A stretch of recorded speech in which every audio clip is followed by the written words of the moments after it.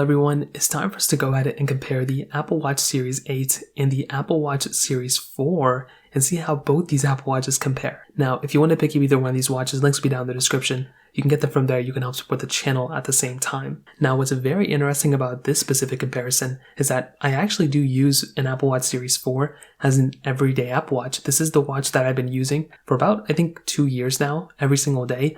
Even though I've owned these other Apple Watches, I still stick with my Series 4. And I think it's a great watch. I think it holds up extremely well in this day and age, and it's still supported with software, which is great. But the Apple Watch Series 8 is the latest and greatest. And if you have the money, even though I own a Series 4, I would recommend going up to the Series 8. I think that one has, all the capability and everything. But if you are looking for a really good priced watch that has still a lot of the same capability for the most part, and you can get it for a really good price, I think the Series 4 Apple Watch is a steal, especially if you can pick it up for a decent price. Now, looking on the outside, the Series 4, in my opinion, was actually pretty impactful. It was a massive upgrade coming from the Series 3. We were getting a bigger size display. So we have that 40 and 44 millimeter casing on the Apple Watch Series 4, which I like a lot. I love that type of styling on these watches. And to be honest, this is like the perfect size. The Series 8, obviously with its bigger display, definitely stands out to me more as, with it being, more modern looking watch.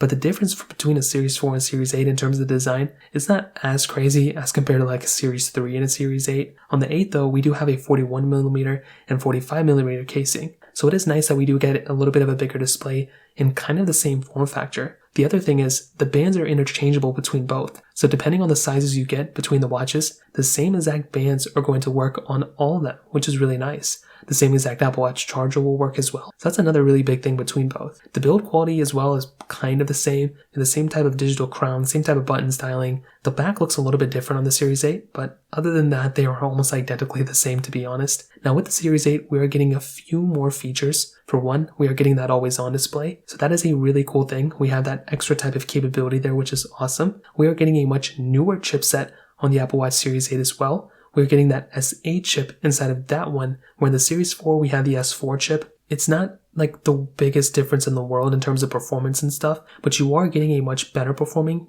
Apple Watch, which is great, but you are also getting that U1 chip inside of the Apple Watch Series 8 as well. So it is a much more modern styling watch with that extra, chipset inside. So that is going to be really awesome as well for the Series 8, and that can help it do some other things here and there. But another big thing that is really probably going to make me switch from my Apple Watch Series 4 to a Series 8 or maybe like a Series 7 here in the next few years, or the next probably year, is the software longevity. The Apple Watch Series 4 is the lowest supported Apple Watch on watchOS right now. So the Series 3 did not get watchOS 9, but the Apple Watch Series 4 is going to end up getting this version of software. So because of that, we are in this somewhat limbo position where we don't really know if it's going to be getting the next version of software or it's not. If I had to guess, it's probably not. I feel like there's been so many Apple Watches since the Series 4, so I feel like there's a humongous array of different watches we can choose from. But like I said, you don't really have to go from a Series 4 to a Series 8. You can always go from a Series 4 to a Series 5. You can get the SE1 if you want. You can get the SE2, which is cheaper as well. So you have a little bit of a range of different devices you can choose from. But between these two,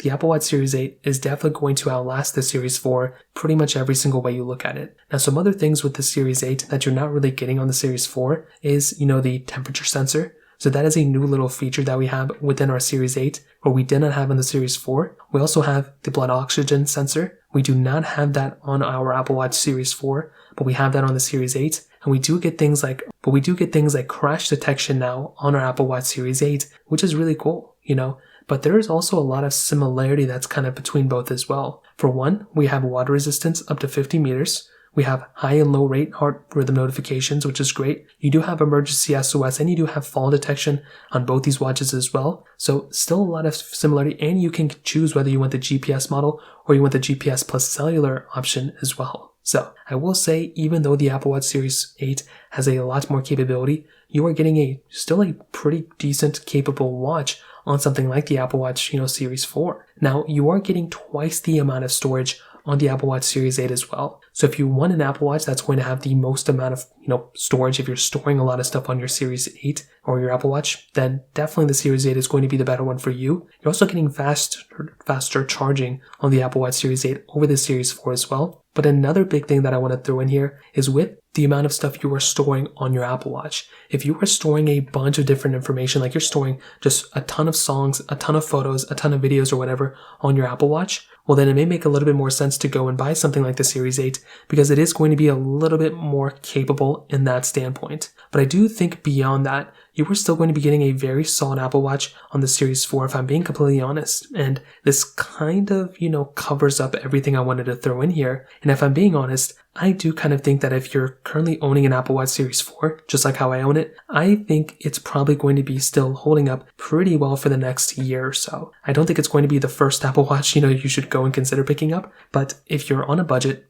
or you already own the Apple Watch Series 4, I think it is a decent watch for sure. I think it still has a little bit of a runway ahead of it, probably like another year or so, maybe like 2 years. But I do think that if you have the money, getting an Apple Watch Series 8 is it's a good watch. I don't know if it's necessarily worth the money. I would see if you can buy an Apple Watch Series 7. If there's any deals around you at some stores, then I would probably recommend buying that. I would also highly recommend buying an Apple Watch SE 2. That is also going to be a very solid Apple Watch as well. But beyond that, that's pretty much how both these Apple Watches compare. If you have any other thoughts or questions, please let me know in the comment section below. Hit the like button, that would mean so much, but definitely hit that subscribe button. More importantly than everything else, I love every single one of you guys. Hopefully I'll catch you guys in the next video. Peace out till then.